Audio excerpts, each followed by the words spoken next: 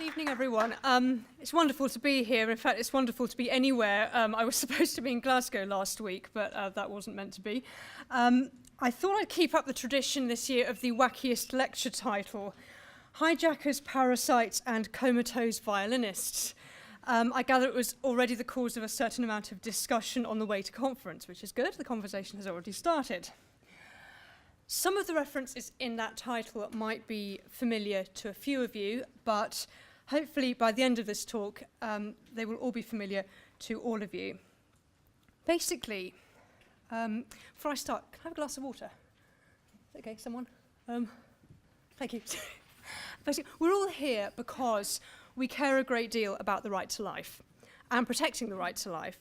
But one of the accusations that is levelled against the pro-life movement is that we view the pregnant woman as insignificant, or at least less significant than the unborn child. But like all pro-life campaigners, as a pro-life feminist, when I speak of being pro-life, I mean all human life. I believe the life of the unborn child and the life of the mother to be equally and limitlessly valuable. I'm going to try not to electrocute myself. Sorry. That would be kind of awkward. Now, when I said this once during a university talk, the group of feminists who'd come to try to sabotage the talk, they were so brave. They all sat there holding hands because they were so scared, apparently, of confronting me. They had their mouths hanging open when I said that. And I said, well, what exactly were you expecting me to say? Oh, the woman's not important, let her die. The old insult that you probably all heard at marches, and particularly at the March for Life, right to life, that's a lie, you don't care if women die, is a grotesque lie. It is simply not true. But perhaps we need to make it clearer that this is a lie. So for over 50 years now, you've just heard Anthony say that, unfortunately, the Abortion Act is over 50 years old now. The debate has become progressively more and more polarised, with both sides shouting slogans at one another, and very little attempt is being made to answer the rhetoric of the other side.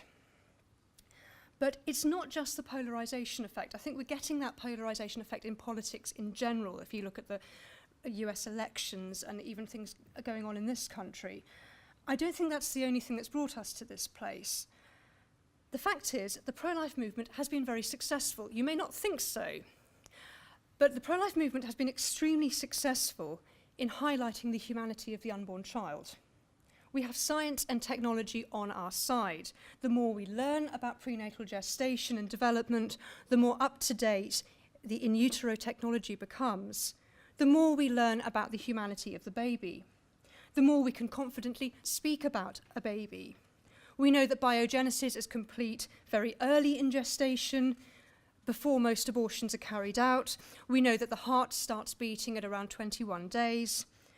So that old slogan, abortion stops a beating heart, is true.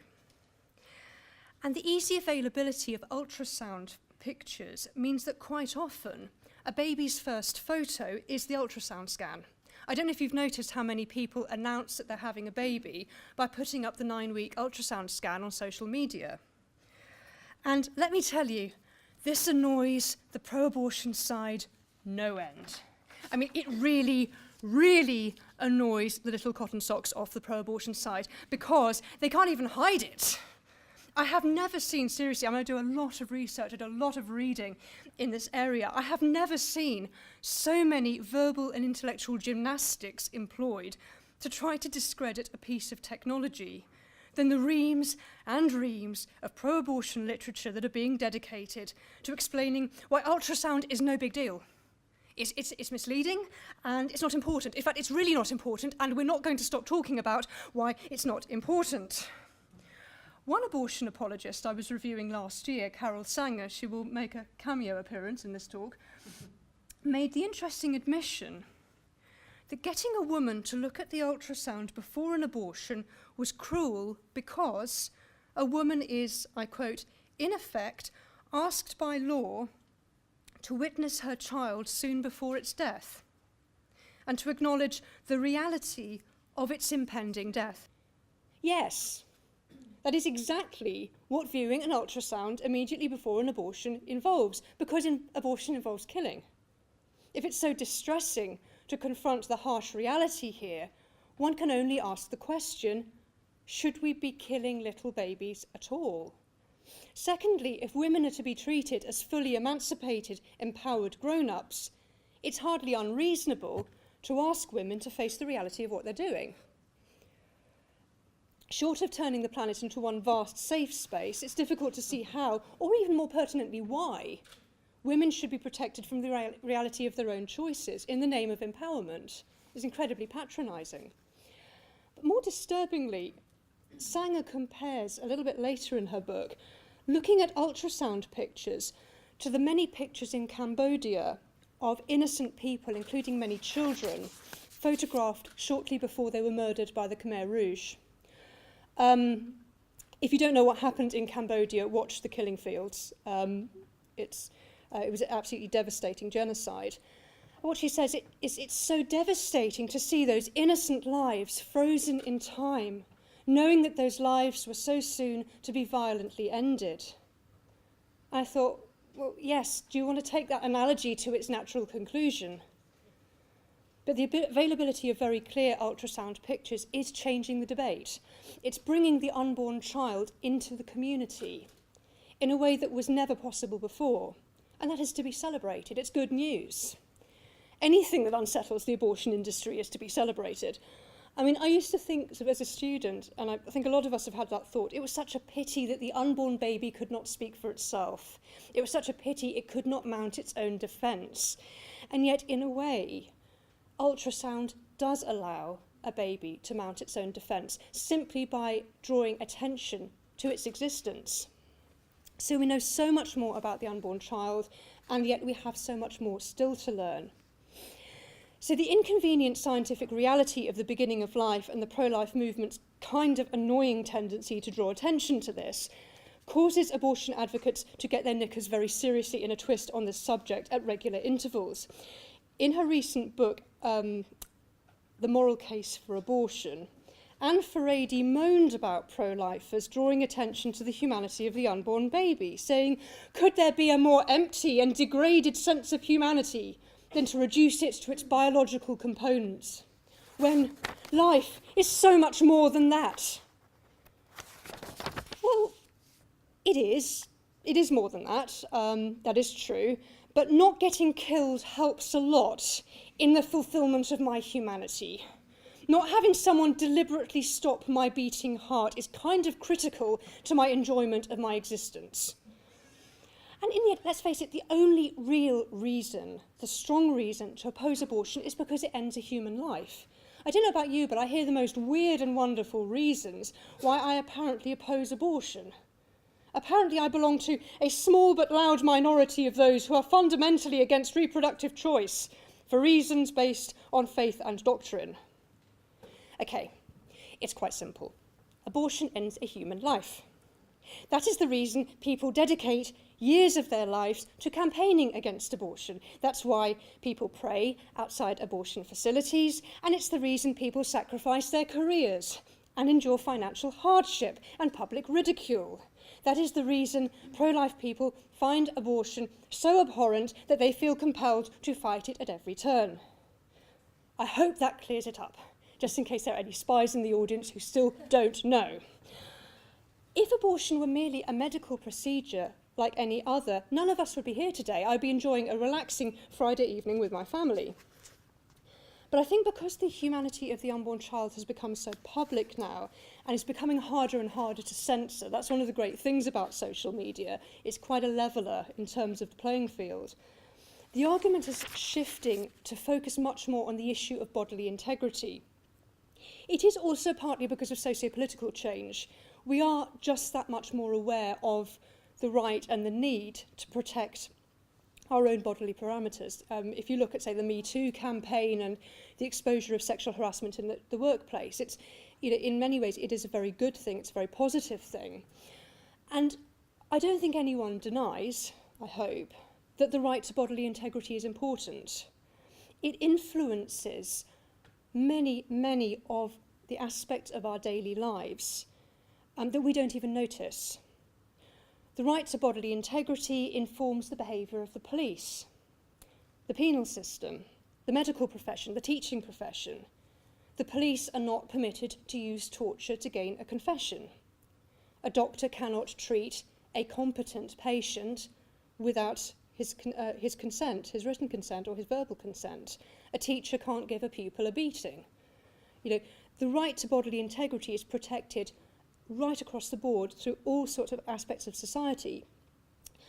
In the context of pregnancy, the right to life and the right to bodily integrity can appear to be in conflict.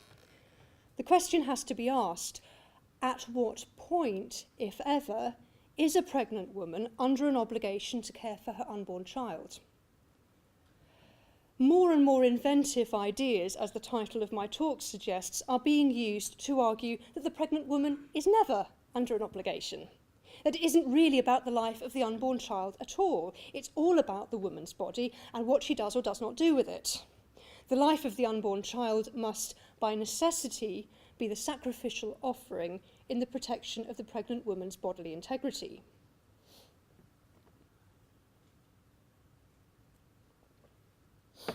To understand how we got here, we should probably begin with our old friend John Stuart Mill. Anyone particular with this particular intellectual calamity? Anyone know John Stuart Mill? Utilitarianism. Thank you. Know your enemy. It's really important. He famously wrote the words, I'll unpack the quote a bit more later, "Over himself, over his body and mind, the individual is sovereign." And the central tenet of the abortion argument is very much rooted in that notion. Virtually every pro-abortion slogan alludes to this in some way. My body, my life, my right to decide. Women should decide their fate, not the church and not the state. Keep your rosaries off my ovaries. Keep your Eucharist out of my uterus. It doesn't even rhyme. Who came up with that rubbish? Hands off my uterus, my body, not yours. You get the idea. Now, the rhetoric at work in these statements, sort of statements of ownership, come across as embarrassingly childish, more reminiscent of a toddler stamping his foot, saying, "Mine, it's mine, get off." Sorry. I've spilled quite a lot of water, by the way, sorry. But beneath the self-obsessed jargon, the assertion that women, and men for that matter, have a right to bodily integrity is hardly unreasonable, and the overwhelming majority of people across the political spectrum would uphold this belief. Inevitably, the freedom to make choices about one's body includes the likelihood that individuals will make ill-judged decisions, or simply decisions with which others may disagree. For example, if my friend is diagnosed with terminal cancer and finds, after several courses of chemotherapy, that she simply cannot cope with the side effects anymore, and wishes to stop the treatment, even though it will mean a rapid hastening of her death, I may well disagree with her doing that. I may be desperate for her to continue the treatment, but in the end, it's not my business to tell her how much treatment she should be capable of enduring.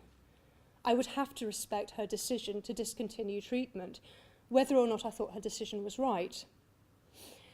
But when it comes to making choices in pregnancy, those choices by definition involve a third party, or if you like, a second body, that will be affected and quite possibly destroyed if certain choices are made. Contrary to the bizarre logic of the abortion industry, choice and the ability to make a choice is not all that matters. The particular choice is fundamentally important. As a parent, I have the choice to love and nurture my children or to make their lives a misery. But nobody would say we have to celebrate both those choices as equally valid. A man watching an old lady struggling with heavy shopping has the choice to assist her or to run off with her purse. But a defence counsel would not get very far by putting forward the argument that his actions were not important. It was his right to exercise choice that we should be considering here. The nature of an individual choice matters. Choices have consequences. And in a just society, acknowledging the moral responsibilities we have and protecting the vulnerable from dangerous choices should not be controversial. We limit choice in all sorts of areas precisely because of the need to protect the innocent. And few complain, even if the laws are a bit irksome. I mean, I don't like having to keep to 30 miles an hour, particularly when I'm late for the school run, but I wouldn't want them to get rid of speed limits. Much. But pregnancy is one of those areas where rights can and do conflict. It's not the only area, but it is perhaps the most contentious. And whereas it's necessary to recast the debate by reminding society of the right to life, I don't believe hearts and minds can be fully changed on abortion if we avoid discussion of the pregnant woman's status head on. It might prove to be the most significant contribution pro-life feminism even makes to the debate. As Helen Watt reminds us in her scholarly work on pregnancy, babies do not develop as some kind of free-floating entity. They develop in the body of a woman. So if we go back for a moment to our friend John Stuart Mill, because his work on liberty is arguably one of the most influential essays on civil liberties probably ever written. The full quote is, "The only purpose for which power can be rightfully exercised over any member of a civilized community against his will is to prevent harm to others. His own good, either physical or moral, is not a sufficient warrant. Over himself, over his body and mind, the individual is sovereign." An individual's absolute sovereignty over his body is increasingly presupposed in any ethical discussion. I don't know if you failed to notice this. One of my relatives some time ago started a blog post with the words, "I think we can agree that a person should be allowed to do whatever they want." Well, I have to say, I'm not actually bringing up my children that way. I'm kind of bringing them up to think about other people and being responsible citizens, but that's probably a separate issue for the moment. The right to bodily integrity is not the same as an absolute right to do anything to one's own body, however harmful it may be to the individual concerned. Contrary to popular belief, no one has a legal right to do exactly what they want with their own body, precisely because the acknowledgement of absolute sovereignty would constitute an attack on human rights. It's an interesting paradox. Human rights are inviolable and inalienable. Therefore, a person cannot alienate himself from his fundamental rights, even if he chooses to do so, because to do so would be to jeopardize the rights of others. There are certain rights you cannot sign away. You couldn't, for example, legitimately sign your own death warrant. You couldn't sign yourself into slavery. People forget in Roman times you could sell yourself into slavery. There is, however, an odd legal exception to this rule, which I only recently worked out. Can anyone guess where an exception is made regarding the right to consent to bodily harm? There's some very embarrassed looking faces in this room. Can anyone think of a situation where you can actually consent legally? Yes? Well, that was all I had in mind. I was actually thinking of boxing. No, it's absolutely true. It is a necessary part of the way that sport operates that both parties are going to get hurt. If a boxer risked arrest every time he swung his best left hook at an opponent, it would be impossible for the sport to be practiced. So that is one very odd exception to the rule. A boxing match is one of the few situations in which two people can sign away their right to protection from bodily harm, where you can watch two men beating the living daylights out of one another without being obliged to go to the police. Should you wish to watch a boxing match. But more seriously, even where cases involve a proposed act that is not illegal, an individual may still not have a right to carry it out. For example, in Britain, suicide was decriminalised in the 1960s. It was not established as a right. It was simply accepted that people who attempt suicide need help, not punishment. We forget how punitive areas of medicine actually were in the past. I once interviewed a woman who is now in her 70s who made repeated suicide attempts as a young woman, taking overdoses. And she talked about how the doctor would say to her, "I don't have to do this to you, but I'm going to teach you a lesson. I don't want you in this hospital again. And he'd get the nurses to hold her down and force a tube down her throat simply to teach her a lesson. And she had made attempts at suicide because she was struggling to come to terms with rape. So imagine what that must have been like. We forget that the law was changed for compassionate reasons, but we make strenuous attempts to stop people from committing suicide. We limit the numbers of paracetamol you can buy, we put nets up around suicide spots, and it is still a serious offence to aid and abet suicide. So sovereignty over the body is limited, even where there is no question of another life being directly harmed, because ultimately, even if it were possible, which it isn't, to argue that rights are not inviolable and inalienable, it's difficult to conceive of a situation in which serious harm to self would not indirectly harm others. If a person takes his own life, others will be damaged by that act, whether it's the people who knew him or even just the person who comes across the body. John Stuart Mill's statement, in effect, refers to an impossible hypothesis, one in which a person's actions against himself cannot have an impact upon another. And it's not in the human condition to live in absolute isolation like that. In the context of abortion, the right of a woman to control her own body increasingly focuses on a negative rather than a positive right, the right to be protected from the unborn child. Rather than dismissing the unborn as a bundle of cells, which was always the classic argument, the unborn child is cast as the villain of the drama, very much alive, from whose dangerous influence the pregnant woman has to be rescued. In order to sustain such an argument, the unborn child becomes either a parasite, a hijacker, or, at the extreme end of autonomy rhetoric, a predator. The entirely natural, millennia-old process of conceiving and bearing offspring is twisted beyond recognition into a war in which the woman's body is invaded and colonized by an aggressor. This may seem absolutely crazy, but in fact these arguments do increasingly get used all the time. The argument that the unborn is a parasite is quite common, but it's very easily dismissed, as the term parasite, in fact, has quite a specific meaning. A parasite is of a different species to the host, so a flea on the body of a dog, for example. And the rules of biogenesis make it quite clear that no organism gestating within the body of its mother can therefore be labelled a parasite. The unborn child is exactly where it's supposed to be.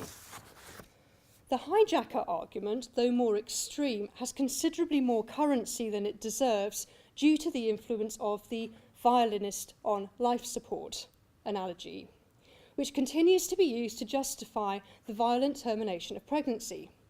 Let me introduce you, please, to the Comatose violinist. The analogy imagines a person wakes up to discover that a group of music lovers have abducted him and rigged him up as life support for a famous violinist. If he unplugs himself from the life support, the violinist will die. But while that analogy provides an interesting exploration of the relationship between a pregnant woman and an unborn child, and does ask pertinent questions about the extent to which a pregnant woman has a duty to carry a baby to term, it fails in the same way as the parasite analogy. Pregnancy is in no way analogous to a person suddenly waking up to discover he's been the victim of violence. The use of a human being as life support to another adult in that way, that's suggested by the violinist analogy, is an example of extraordinary and wholly unethical behaviour. Human beings are not designed to be plugged into other people's cardiovascular systems. So in the end, however conception occurs, the unborn child is not a stranger to the mother, the way the kidnapped victim in that analogy is to the violinist. And the analogy leaves no room to consider whether a parent has greater responsibilities towards her own child than to a complete stranger, especially considering the fact that the needs of the unborn child are hardly unreasonable. Furthermore, If the pregnant woman is not the property of the child, neither is the child the property of the parent. The idea that children belong to their parents has a very long history, but few today would have any sympathy with a parent who shouted at a social worker, "That child is my possession. I will do with her what I want. She popped out of my uterus. She is my property to dispose of." The symbiotic relationship between a mother and child has no analogy. I have thought very hard about analogies to pregnancy. I cannot see an analogy that really works. And that relationship centres around dependency, not slavery. And no amount of intellectual gymnastics avoids the reality that abortion is the violent assault upon a human life, not a refusal to sustain it. The most extreme argument in favour of abortion to protect the right to bodily integrity sees the unborn child of an unwanted pregnancy as a predator, akin to a rapist.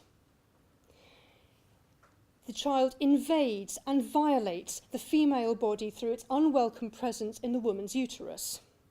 In this scenario, the unborn child is granted a level of consciousness and culpability of which it is entirely incapable. A violent intruder or a rapist knows exactly what he's doing and is likely to know it's morally reprehensible. Camille Paglia, a pagan lesbian feminist I quote often and disagree with often, whilst retaining a certain admiration for her honesty, I have to say, has her own take on the unborn baby as aggressor argument. She speaks of abortion as a weapon against pagan nature, which insists upon women being nurturers of new life. Women inspired by the Uranian Aphrodite to produce spiritual progeny should view abortion as a sword of self-defence, put into their hands by Ares, the war god.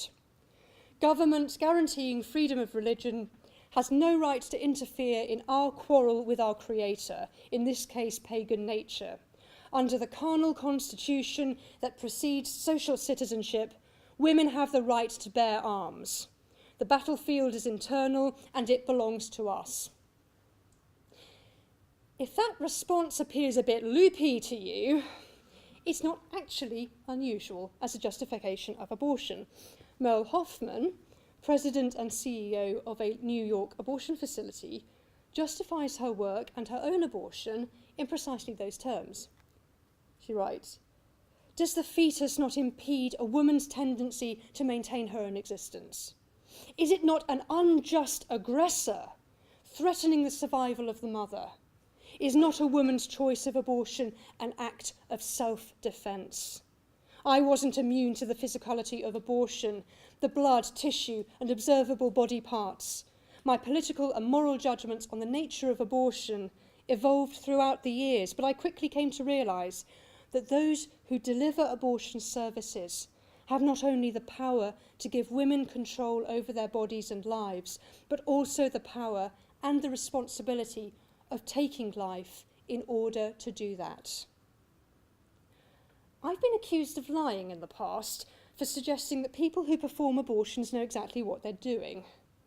Don't let anyone convince you that those who participate in abortion don't really know what they're doing. What these three approaches to the unborn child in the context of bodily integrity have in common is a failure to address the obvious.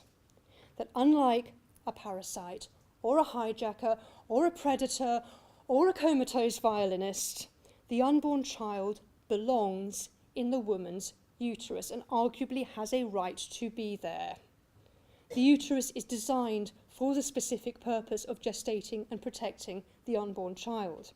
Only by taking the view that Paglia seems to espouse, ironically, that a woman should be in a permanent state of warfare against her own body rather than in its defence, is it actually possible to take these approaches at all seriously? Even then, the only option suggested by such a belief is to embrace a form of continuous human sacrifice as the price of female empowerment. And I rather hope that society might be progressive enough to have done away with human sacrifice by now. Does anyone really want to live in a society where the lives of the most innocent are regarded as cannon fodder in the battle for autonomy? Is that enlightenment in any sense of the word?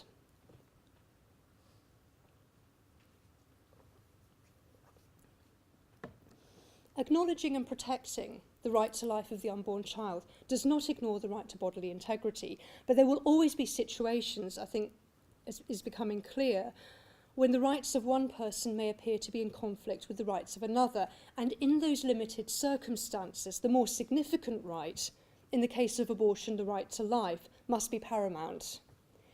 If abortion were a life-saving, life-affirming procedure that did not involve any other human life, pro-life feminists would be standing outside abortion facilities shoulder to shoulder with radical feminists in solidarity. But abortion does involve another human life. Every medical and technological advance grants more and more authority to that position. And even abortion's most vociferous supporters struggle to dismiss this any longer. A point I think that's not made strongly enough, but I would like to speak about it a little bit because it's been something that SPUC's had to deal with in recent years, is being honest about what abortion actually involves. One of the most dishonest lines you will ever hear shouted at you is "get out of my uterus," because abortion by definition involves a third party getting into a woman's uterus. That's kind of how it happens. And the unborn child would be quite a lot safer if people really did keep out of the uterus. But the debate surrounding life issues, such as abortion, tends to focus a lot on the feelings and beliefs of the individual, my life, my sovereignty over my body, my choices, my autonomy, and forgets that these actions involve a third party whose job it is to operate the vacuum aspirator, to insert the needle, to prescribe the pills. And those who do have a right to refuse or demand a right to refuse are not always legally protected. There's an underlying belief that the medical profession is under an obligation to provide abortions and involve itself with abortion. But if conscience and liberty are as important as abortion campaigners claim to believe, then what about the rights of medical professionals who say no? What right does society have to bully, coax and blackmail others into carrying that burden of ending human life? In her recent book on abortion, Anne Ferrady dismisses pro-life doctors as little more than lazy. There is also a deep suspicion that when medical students and trainees are under pressure, conscientious objection becomes less an expression of faith and more an expression of a desire to cut down on their workload. Anne Ferrady goes on to say, it's not practical or desirable to force medical professionals to perform abortions, though she was perfectly happy to support the persecution of 2 Scottish midwives. They made an intervention against Mary Dugan and Connie Wood. But she apparently believes the answer to the problems caused by the extent of conscientious objection is to work to convert clinicians to a different moral standpoint, one that does not regard abortion as a moral wrong, but also sees it as an enabling act of consideration and faith in women's judgment over their lives.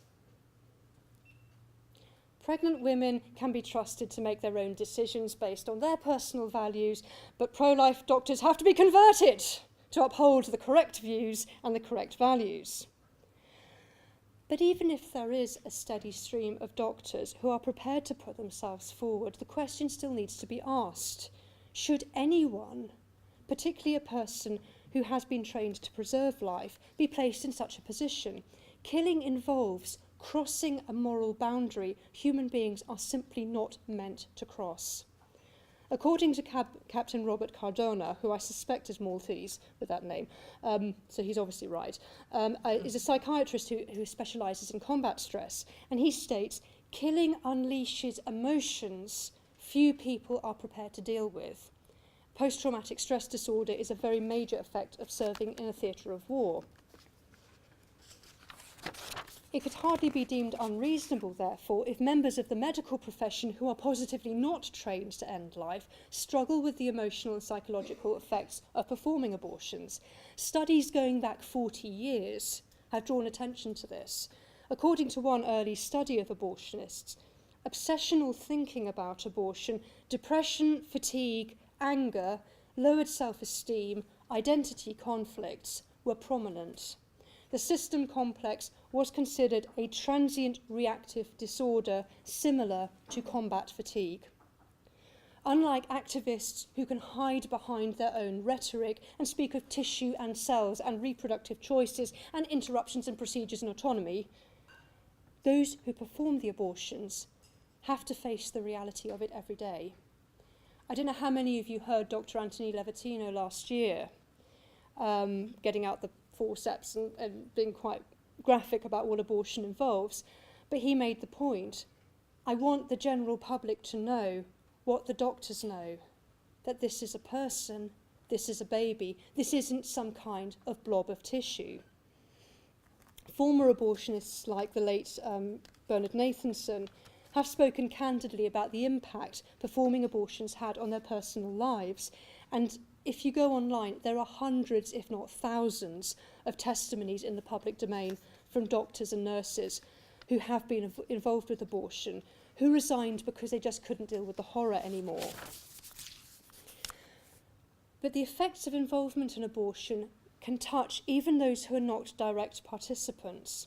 A couple once discussed with me the crisis of conscience they'd had when the husband, who I will call John, innocently took up an admin position at an obs and gynae department. They were quite new to the country. He had no idea what he was letting himself in for. And, of course, part of his job was to process abortion forms. And that was his only part in the procedure, was just stamping those forms. But he said they felt like death warrants. He just didn't want to do it. But he was told he had no choice. And not only that, he said he was bullied so badly by colleagues when they found out he was pro-life that he eventually resigned. But John never witnessed an abortion. Still less did he perform one, but his sense of being a cog in the abortion machine drove him to despair. There is legally a right to conscientious objection in this country, but with the law being interpreted ever more narrowly, the right of a doctor to professional integrity is increasingly at risk. That administrator who found himself a cog in the machine is like many others who are drawn into the abortion decision. In her book on abortion, Carol Sanger draws attention to the terrifying collusion of millions in the abortion industry. She writes, if each of the 700,000 women in the US who terminated a pregnancy in 2015 interacted with only a few others along the way, a nurse, a pastor, a partner, a babysitter for the kids, a good friend, a receptionist, several million more people are involved. So when individuals dismiss anti-abortion arguments with the old cliche, if you don't like abortion, don't have one, it's worth remembering that when abortions are carried out on a massive scale within society, few individuals avoid any direct or indirect responsibility. Without wishing to depress you, if we move on, what are the practical implications of respecting bodily integrity? How do we stop treating pregnancy as an ideological battlefield and acknowledge what it really is in all its complexity? I was actually horrified years ago at a ProLife conference. There was a speaker, a male speaker, who had two pictures behind him, one of a beautiful, that famous unborn baby picture, and the other of a sort of dismembered sort of aftermath of an abortion. And he said, oh, how did something so beautiful as pregnancy end in such a terrible way? And what I found very troubling about the question was that it felt quite simplistic. I know from my own experience of pregnancy and from my many years of research that women's feelings about pregnancy are seldom black and white. Whenever I've had a positive pregnancy test, I've been incredibly overexcited about it because I'm a mother and I'm having a baby and it's wonderful and it's a cause of celebration. I'm also terrified because I know that there will be months of sickness and illness and labour at the end. And let's face it, none of us really like that bit very much. There are very, very mixed feelings that go through you, and particularly in the early stages of pregnancy. So, to a limited extent, every pregnancy is a crisis pregnancy. because it involves embarking upon a life-changing journey into the unknown. It will inevitably involve many moments of joy, happiness, fear, stress, tears. You know, being a mother involves a huge roller coaster of emotions every day, let alone during a lifetime. The word crisis is not in itself a declaration of a state of emergency. In the English language, the word referred for hundreds of years to a decisive moment, reflecting the root of that word, the Greek word krisis, meaning decision, not disaster. So interestingly, this is actually true in other countries and other languages too. In Chinese, the two characters that make up the word for crisis represent danger and opportunity, suggesting a moment of crisis may have a disastrous consequence, but may also offer the possibility of a positive result. So in the literal sense of the word, crisis will always be an apt way to describe even the happiest of pregnancies. But there's no avoiding the fact that for many women, or at least for a minority of women, pregnancy is a very difficult time. It's a very lonely and sometimes quite distressing experience. As I've learnt to my own cost, there are few lonelier places in this world than a sickbed battling chronic sickness, whilst well-meaning individuals tell you to nibble dry toast and it'll all be over in a few months' time. It's amazing how much advice you get given when you're pregnant, usually by people who have never been pregnant. You would not believe what people have told me to do to myself during a pregnancy, some of which I don't think was even ethical. No, let's not go there, should park that one. But it is actually hyperemesis or hyperemesis, whichever way you want to say it, HG, is a very misunderstood complication of pregnancy. It's a rare form of pregnancy illness which causes persistent nausea and vomiting, but also rarer symptoms such as photophobia when you can't stand light, and hypersensitivity to noise and movement. It can be incredibly debilitating.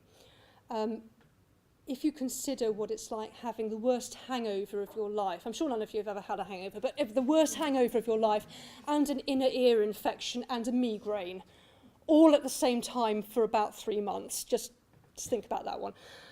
But the sad thing is that between 10 and 15% of HG pregnancies end in abortion.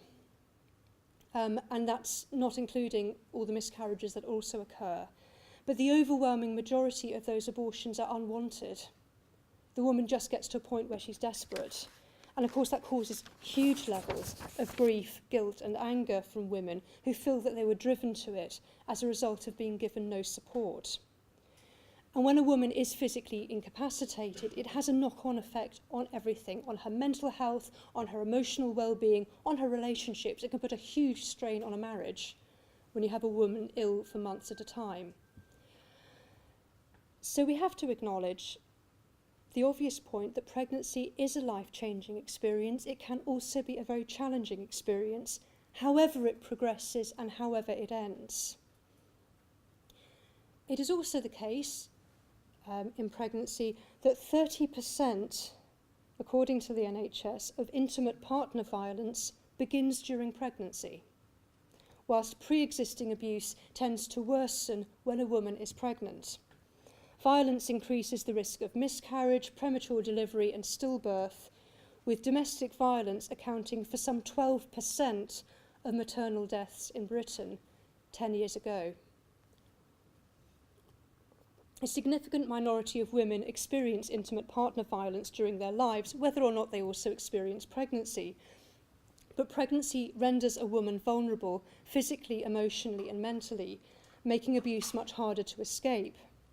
The refusal of a woman to abort a baby has been cited in a number of very high-profile court cases, such as the case some years ago, I don't know how many of you read about it in the papers, of London woman Mallory Bantala, who was beaten by her ex-boyfriend and accomplice with the deliberate intention of killing her baby.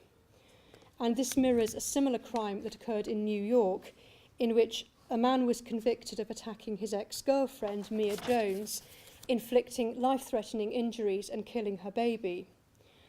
These two cases represent an extreme form of domestic violence, and the judge in the Mia Jones case stated, In over 20 years I have been involved in criminal law. I have never seen such callous and inhumane acts towards a person one was intimate with for so long. But all violence towards an unarmed and defenceless person can be characterised as callous and inhumane. Any act of violence against a pregnant woman will carry with it a cruel indifference to the fate of 2 innocent lives. But abortion does not offer a way out of abuse for a pregnant woman and gives violence the final victory. But to ignore the needs of women in such situations is neither pro-life nor pro-woman. Mother Teresa, love Mother Teresa. I should call her saint, but I still think of her as Mother Teresa. She was famously asked the question years ago by a pro-abortion journalist, what are we supposed to do with all these unwanted babies? And she's said to have answered, I want them. There's no such thing as an unwanted baby, give them all to me. She was the extraordinary ambassador for life that she was because she spent her life being there for those who needed her. She meant it. When she said give them all to me, she really meant it. It showed in all her work that she dedicated her life to. And it's not for nothing that SPUC responded to the BPAS campaign, We Trust Women, thanks, with We Care About Women. It's a way of saying, if you like, you feel alone, you feel anxious, you don't know what to do, we're here for you. You can't be pro-life if you're not prepared to say, I'm here for you. I came to the pro-life movement from the social justice circuit as a student, and if you're involved in any kind of human rights campaigning, you have to be prepared to think big and dream big, or you're wasting your time. And I believed then, as I still believe, that there can be an end to war, there can be an end to bloodshed, to violence, to injustice. But it will only happen if we build a society in which the rights of all members of the human family, including the rights of both women and children, are respected. A just society proclaims women and children first, not women or children first. So it's your task to go away and build that society. Thank you.